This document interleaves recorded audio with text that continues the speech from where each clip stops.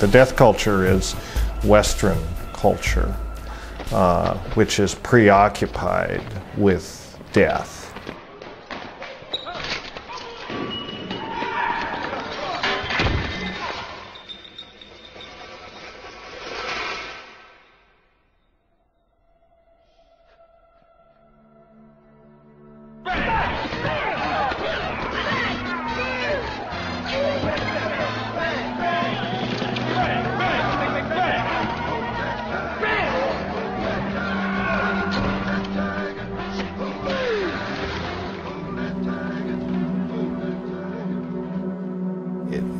In some ways, there's a thread of dynamic tension that's always run through Western thought, and it's the dynamic tension between Eros and Thanatos. Eros being the Greek god that represents sexuality, fecundity, life, a little bit of sort of the vital force, and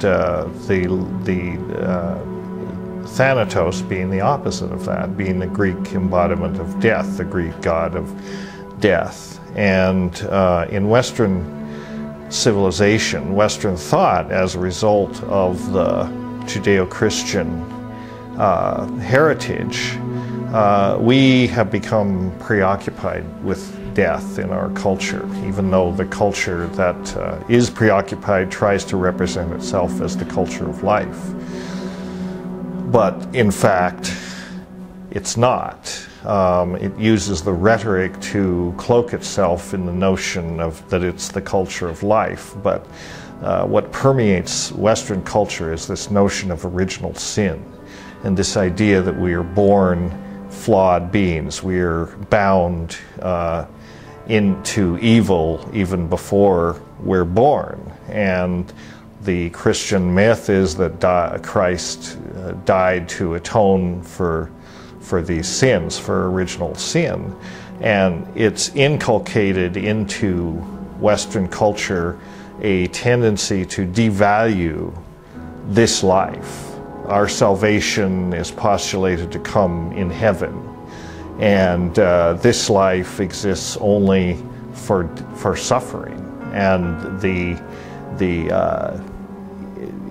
projected outcome of life is death, and salvation, and achieving that is something that only can follow upon your death. So Judeo-Christian culture leads us to believe that we're here to suffer.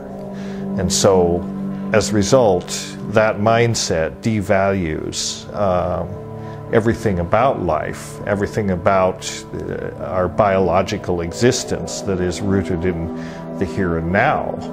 And the notion of original sin is in the myth embodied in the consumption of the fruit of the tree of knowledge.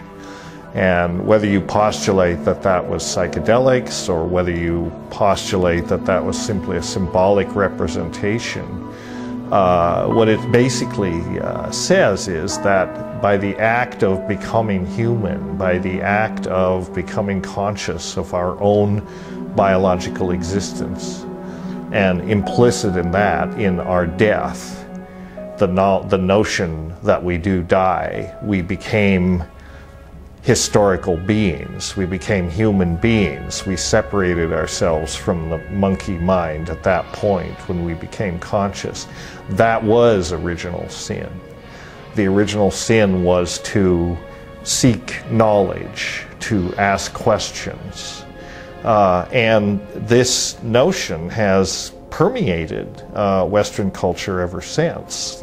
We were caught in a catch-22, because in order to become human beings, we had to become historical, we had to become conscious. But to do so was to commit this original sin and make us beings in need of salvation by some trans-temporal, post-historical event. Judgment Day, the return of Christ. There's much about Christianity on the ethical and moral level that is appealing. It much of its ethics shares values with any ethical system, whether it's secular or religious. But there's a very dark side to Christianity, this preoccupation with death, with suffering, with the idea that we all have to suffer, with the idea that Christ suffered for us and we have to be guilty about that. The notion that, you know, we consume the corpse of a dead God, is one way to put this idea of the Eucharist or the union with the body of Christ. And what is abjured, what is vilified under this concept of the death culture is anything having to do with our biological existence, which includes our sexuality, which includes our impulse toward ecstasy and transcendence, our fascination with psychopharmacology. All of these things are considered prohibited. And Western civilization, as a result, has become transformed into this death culture.